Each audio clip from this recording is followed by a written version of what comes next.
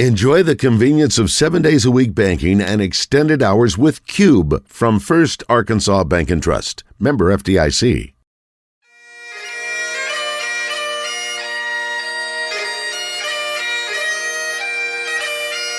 It's time for From the Short Grass with Trey Schaap, a golf podcast for those who love golf, struggle with golf, and just like to enjoy the outdoors and fellowship with friends, all while chasing a ball around trying to put it in a 4 1/4 inch diameter hole.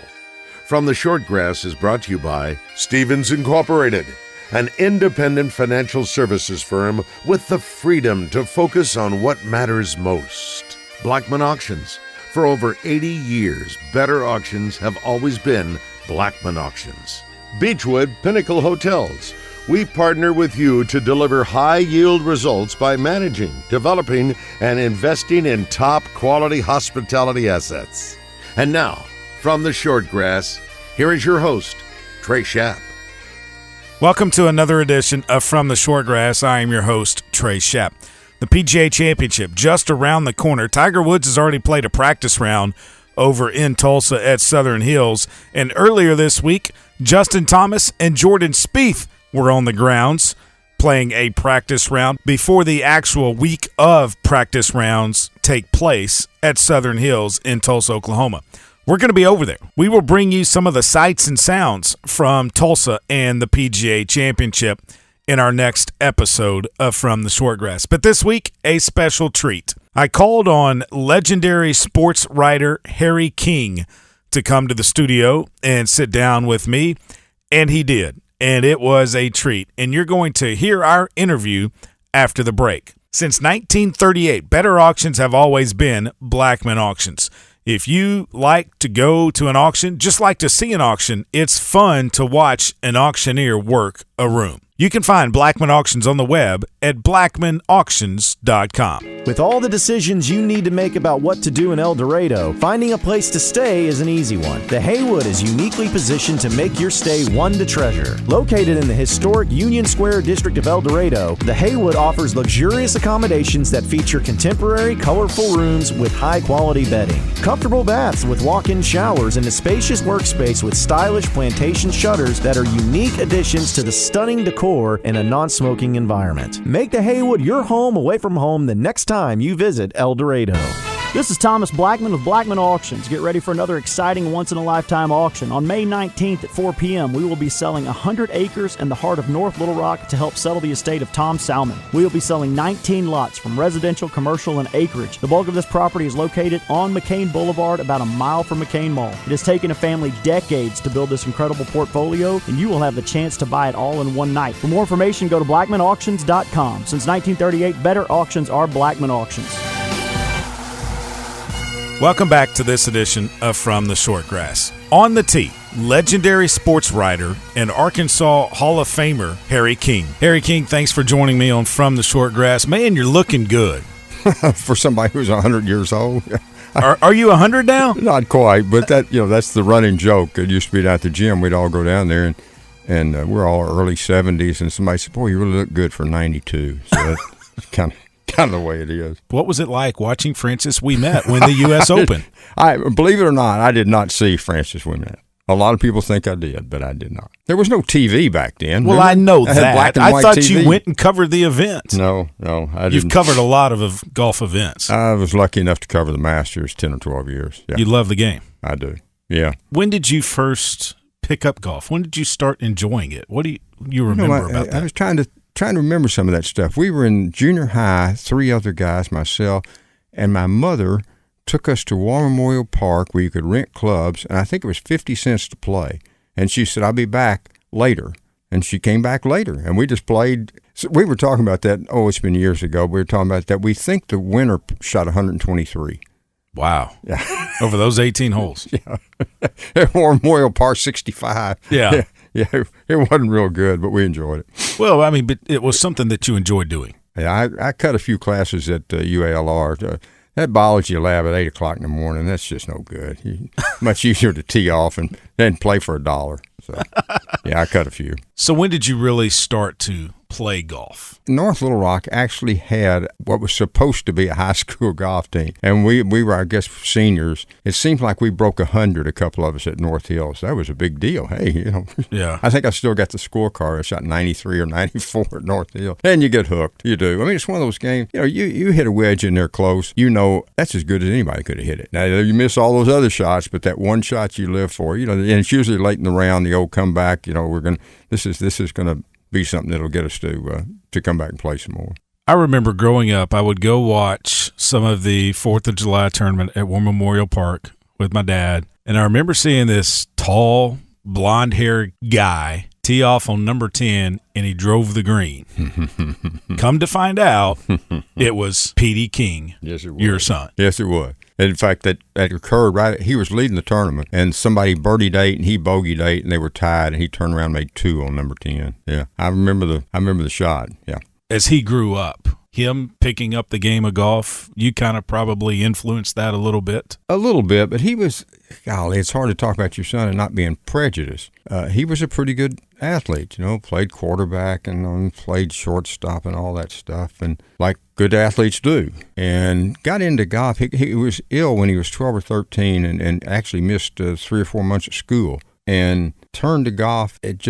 He seemed to like it. And the people I played with, we used to play at Long Hills. Jimmy Jones at the Gazette, Ron Robinson advertising.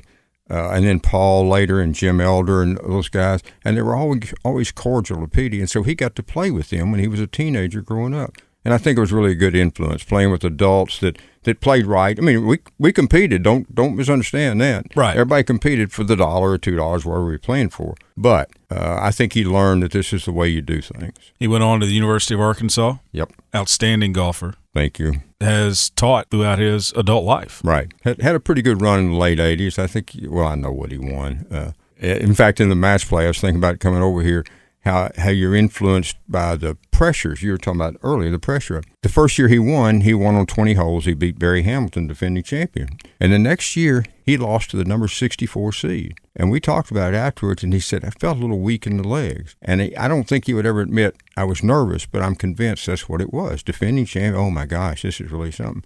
He didn't lose another match the next 2 years. Right. Yeah. Once you experience something, Yep. you know how to, I think the good ones know how to turn it on and turn it off. Yeah, I do too. I mean, look agree. at Tiger Woods. Oh my gosh, yeah. Woods, I was a big Nicklaus fan growing up, and I still am. I'm convinced that given today's technology, he would have had as much or more success than Woods. I really am. Just because the way he went about it, I thought his approach to the whole idea of playing on the safe side and all that. I see guys firing at the pins all the time these days. That's what they do. That's what they play. We're going to make birdies, and okay, we make a couple of bogeys and make some more birdies. That's Yeah. it. He never beat himself, and Tiger didn't either. Same kind of thing. You said earlier you've covered several Masters Yep. tournaments. 97, when Tiger basically came on the scene, if you will. Yep. A lot of people don't realize this. I did a little research back before the Masters this year. He had won 3 straight junior AMs. He had won 3 straight amateur titles. He was the winner in 96, so that got him into the Masters. But he turned pro at the end of 96, so he was not exempt into the Masters in 97 because he had turned pro. Right, sure. He had to earn his way to play in that event. Had he stayed an amateur and played as an amateur, Harry, he would have dusted the pros. I was just that getting ready year. to say, would have been yeah, I know. He shot 40 on the front, and for his next 63 holes, he was 22 under par. Just a different world. He hit it so far, and golly. I still would argue for Nicklaus, and that's because of my age probably, just watching him grow up. What was it about Nicklaus? Just that he just never beat himself. He always and like Tiger, you got to have a good shot. He does it. Whatever it takes. If it takes a 2-iron to the last green, yeah, he's going to hit it. They just are. Can you explain that? No, except certain people can do it. They just can. I'm not sure there's an easy answer to that. He won the 19 Masters. Do you think he can win again? I really don't. I wouldn't mind seeing him win. In fact, I'd like to see him win. But I just recover. It's amazing to me that he made the cut down there. It really is. Golly, I saw that accident more than once, a tape of it. Golly, I'm amazed that he's up and walking, because that was the first thing he said. Maybe he's never going to walk again. Right. They thought they might have to amputate his leg. His dedication to rehab is really phenomenal. It's more than once he's had surgeries and all that kind of stuff, and for him to bounce back, boy. You were a longtime writer, Associated Press, sports writer, Stevens, sports writer. What sticks out in your mind, an event, a golf event that you covered that is just right there that you're like, wow, I got to be there for that? Wow. I started to say the food at Augusta, but that's probably it's pretty good. Probably not, and it's very cheap, by the way. Probably not what you're looking for. $2.50 pimento cheese sandwich. Oh my gosh, $1 Cokes. Yeah. In fact, you're asking a question, and I'm trying to think if there really was a moment, because my memories are more of my son's accomplishments than they are of things that I saw. We did go on 13 one day and sat up by the green and watched those guys come in to 13 and how they played the hole and all that. It's really the shot Mickelson hit out of the pines. That's pretty between memorable. The trees. Yep, a couple of years ago. Yeah, that's pretty memorable. Maybe, and I wasn't there for that. I did see it, but there's very few that stick out in my mind. But that's one of them. I'm trying to think of. What about Tiger's chip on the 16? Yeah, how many times have we seen that ball roll and just clear the edge and tumble in? Yeah. And Vern Lundquist has been there for some memorable calls. I mean, to have that one, to have Nicklaus's yes, sir, in 86. And I was trying to think who did the Island Green. Better than most. Better than most. 17th hole, Gary Koch. Better than most. Wow. Yeah. It's a good call. Because from the back of the green all the way to the front, there's a little ridge there, gosh, and it broke like 2 or 3 times maybe. Yes. It's one of those that you wish you'd have written that. I never get a chance to say anything like that. Well, of course, because they're doing it live. You got to write it, and it shows up the next day in the paper. People are, they're bored by that time anyway.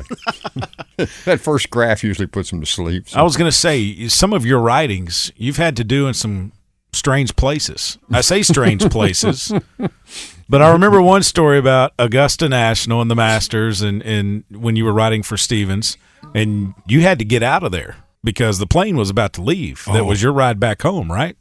Yes. I worked for Warren Stevens, nice guy, golly.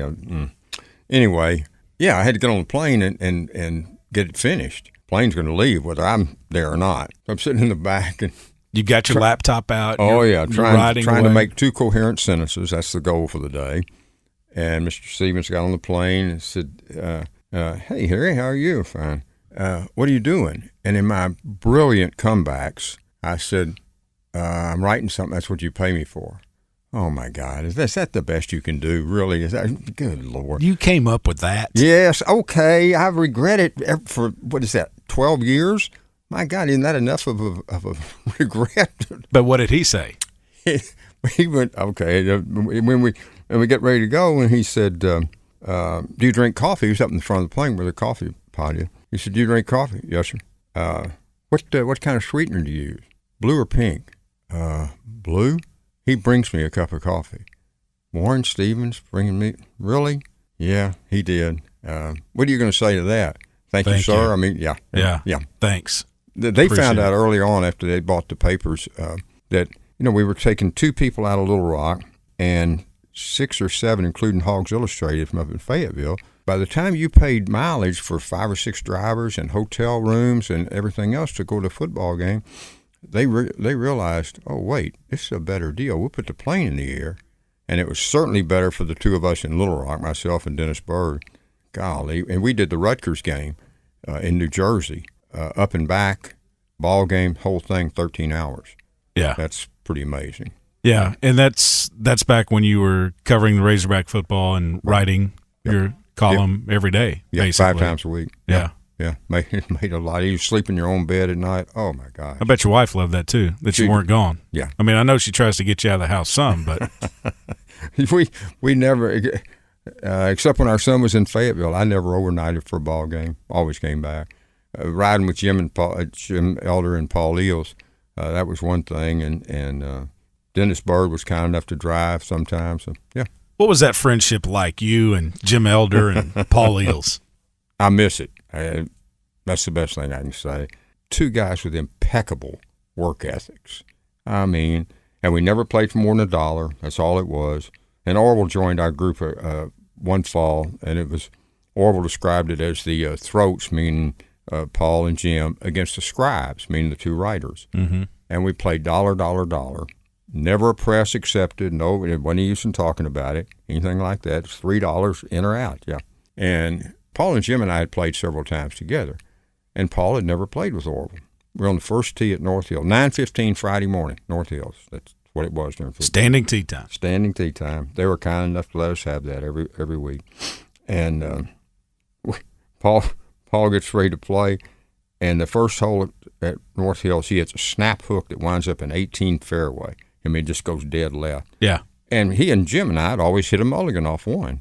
He reached in his back pocket, and Orville deadpans, Paul, are you going to play or are you going to practice? There was a couple of seconds there where Paul's going, oh, God, what have I gotten into? And then Orville breaks out in a smile, and, it was. Right. Yeah. It was so competitive that we're on 17, the par 3, and Orville hits a great tee shot in there about 10, 12 feet. And Elder is putting for par from 15 feet on the same line. And he looks at it for a minute and turns around and puts it off the green so he doesn't show Orville the line. It was that competitive? It's $1. Come on. $3 if you lose the whole thing. It was great. I really miss those days. There was a time that I heard about that it was very cold, sleeting. You guys had this standing 9:15 tee time on a Friday, and Jim Elder and Paul Ills are over at North Hills, and someone wasn't there. This is the day before cell phones, right? Yeah. I mean, this is in the 80s and all that. Several days before cell phones. And the phone rings, and I pick it up, and it's Jim. And he says, where are you? I said, where do you think I am? You called me at home. There's no other place I could be, right? It's home phone. Oh, yeah, okay. Well, I thought we were going to play 9:15. I said, Jim, it is sleeting. And he said, just a little. Oh. Jim grew up in Philadelphia, so he never got cold. The only time I ever heard him complain about the cold, he worked a football game from the rooftop of UCA, I think, broadcasting the ball game, and it was really cold. But he never complained on the golf course. He loved the game, couldn't break 90, loved the game. And there were times where Paul and I went out there going, we got to do it for Jim. Yeah. I don't want to let Jim down. Oh, right. What an idiot. Well, you let him down that day. What an idiot. Never again. Never again. So what did he say after that? Did he go play? No. I think he actually gave in. There's a good story, too, about Paul Ills and you at Rebsman Golf Course. Golly, yeah. Can you take us through that? Sure. It's in the fall, pretty breezy, 50-something degrees, wind off the river, all that kind of stuff. And I used to take my rings off and put them in a little pouch. And I still have no idea what happened. We get to 18, I go to put them back, they're not there. And it's my wedding ring. You got to go home and explain that. Yeah, I need to have that. And Paul's down on his hands and knees looking around. We can't find it. Paul, let's go home. And I assumed he was going home. Somebody down there may have been Paul Lewis, gave us a metal detector, and we still couldn't find the ring out around the 18th green. I go home and I tell my wife, Ellen, and she said, well, let's go back down there. Maybe we can find it. We go back down. There's probably an hour, 50 minutes anyway. And Paul is down on his hands and knees in the rough on the 18, right at the edge of the rough, going around and around trying to find that wedding ring. And it was not a comfortable day, believe me. And you never found it? Nope. Just one of those guys. He and Elder both. Was he the nicest guy? Oh, my God. Ever? There are a couple of things. He and I played together at a tournament at Pine Bluff, and we did pretty good the first day. And I said, we ought to go down early and hit practice balls, kind of loosen up. We both should have done that more often. Anyway, go down there to hit practice balls, and he starts out on the putting green. I was down there 1 hour, and he never left the putting green because people would come up and say, Paul, I'm so-and-so, and that game at Ole Miss, remember when such and such and such, and I was there, I heard. And he would never say, hey, guys, I need to go hit balls or something. I really do. I hesitate to tell this one about him, but he would appreciate it, I know. And I wouldn't do it to embarrass. Good Lord, never. He and I, again, at Pine Bluff, and it was a 3-day tournament, and you rotated the golf courses, Harbor Oaks, Pine Bluff Country Club, Rosswood. Mm-hmm. And they gave you a quota to play. one point for a par, 2 points for a birdie, and your team was assigned 18 points or 16 points or whatever it was. And they comped him, and he called and said, "You want to go?" Yeah, it was great. 3 days down there. They served dinner one night, took our wives. You don't have to pay for it. Yeah, dude, this is great. Now, we do pretty good the first 2 days. We get to the last day. We're playing at Harbor Oaks, and yours truly got a little lucky in hole one, and it's about 2 holes from the end for a 2 on a par 4, believe it or not. Okay. So we get 5 points. We get in. We've won the flight. Wow. This is great because we didn't have enough time to choke. For that. Yeah, we didn't have enough time to choke. You know, it's only 2 holes left. Otherwise, somebody would say, "Yeah, you said you're in front." Oh my God! Yeah. Anyway, so I said, "Paul, let's go over to Pine Bluff Country Club. That's where you go cash." He said, "No, we're not going." I said, "What do you mean?" He said, "They comped me." Yeah, okay. So what? We got $300 worth of merchandise each over there. He said, "No, I'm not. We're not going to do that. They comped me. They comped you. We're not going to do that." It took 20 minutes to convince him. Look, you drive me over there, I'm going to get my pair of slacks and some couple of dozen golf balls and everything else. And finally, he did break down and get it. But he felt guilty about doing that. I remember his last day on this earth. Oh, boy. It was the Houston Nut Car Dealers Golf Tournament. Yes, it was. And I left the parking lot, and he was right there, and he said, "Trey, I'll see you later." Yeah, it's on the putting green when I left, and we'd played about 3 days earlier, and I gave him a little heck for being slow to get in the cart. And he said, well, I had a little shortness of breath. And that we talked about driving up there. In fact, when somebody called me and said what had happened, I said, what? I mean, he said, the person told me, he said, 2 people died, Paul and somebody else. I said, that's not Paul, because he was by himself. He and I were going to drive together, and we didn't. And when I saw him, he was on the putting green getting ready to do his last stand-up. I'm convinced it was sudden because I actually called a friend of mine who had seen the traffic report and said he never touched the brakes. And Paul was a really good driver. He liked to drive. We drove to Starkville a couple of times and that kind of stuff. And he really did like very safe, 72 miles an hour. That's it. No 80, 82, none of that. And he never touched the brakes. And if he'd known what happened, he would never been able to live with that. You know, somebody else. Right. Yeah, that was just him. That was him. Yeah. You've been a lot of places. Best golf course you've ever seen? Well, of course, Augusta is something. I would tell you, this golf course 20 miles west of here, if it had been around 50 or 60 years, I'm not sure it wouldn't have the same reputation. And if they were interested in having a pro tournament or a big time, it'd be different, you know, all that exposure.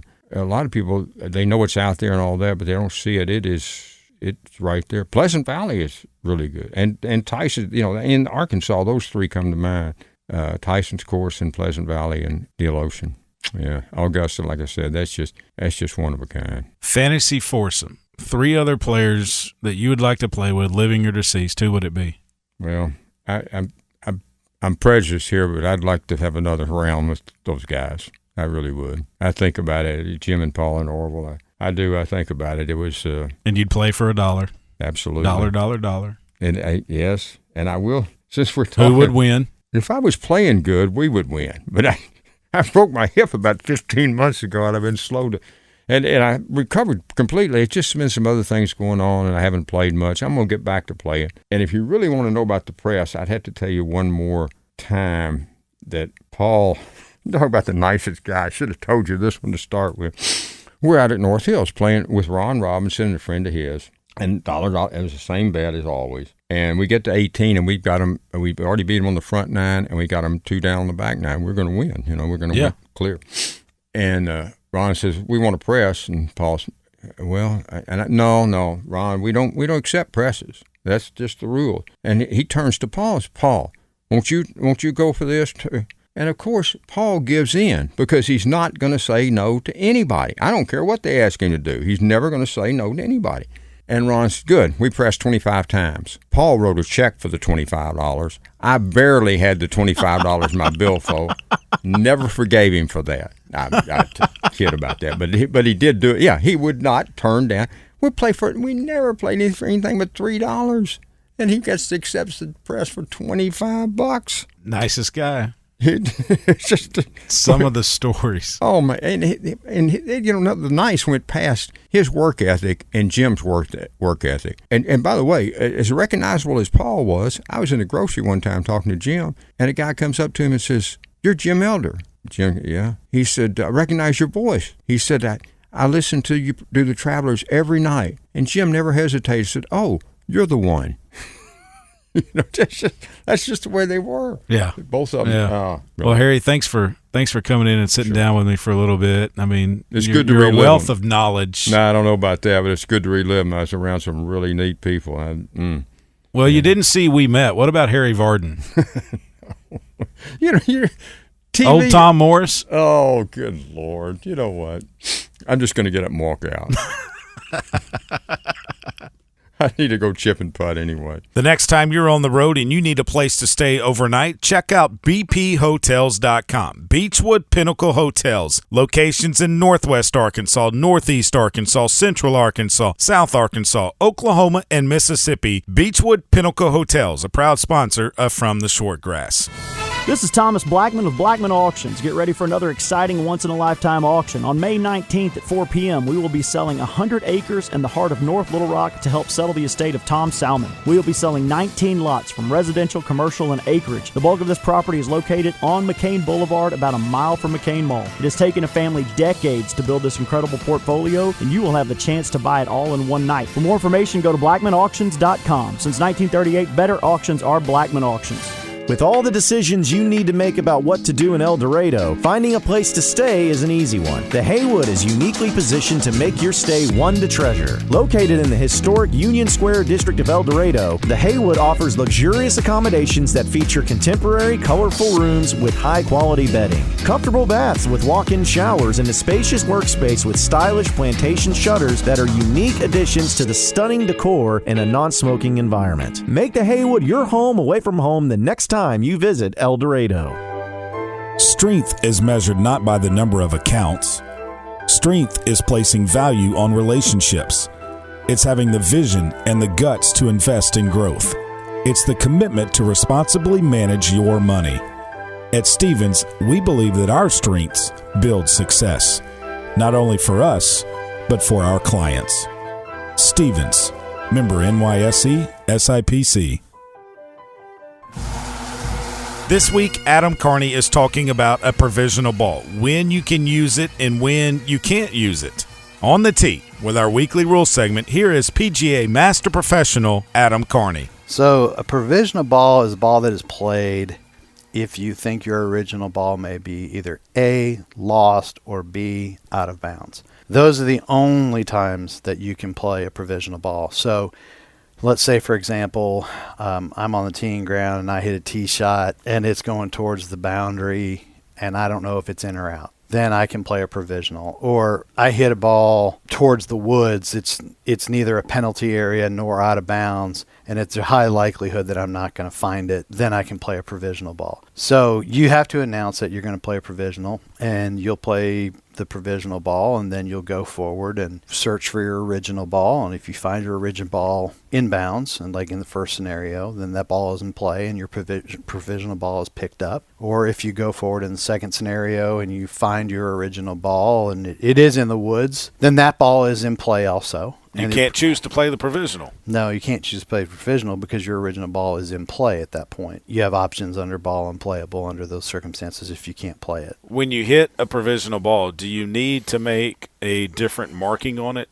to be able to identify the difference of the two balls? There's nothing in the rules that state that you must do that. However, there is an interpretation where a player plays a provisional ball and when he goes forward, he finds both balls within 2 feet of one another, and both of them are marked. They're identical. Both Titleist ones, yeah. And they have his initials on the side of it, and they're identically marked. How do you proceed? Because obviously your original ball is in play, and your provisional ball is in play. So the choice is you get to pick one. You can pick either one of them, but the first ball is lost. So you're laying 3. Because you are not able to identify which one was the first ball. He's Adam Carney. He is our rules expert here on From the Shortgrass. If you've got a question about the rules of golf, send us an email and we'll get it answered from theshortgrass@gmail.com. That's it for this edition of From the Shortgrass. Remember, when you find a ball mark on the green, fix it and a couple of more. And I hope to see you from the Shortgrass. You've been listening to From the Shortgrass, a weekly podcast dedicated to the game of golf. This has been a presentation of the Buzz Radio Network.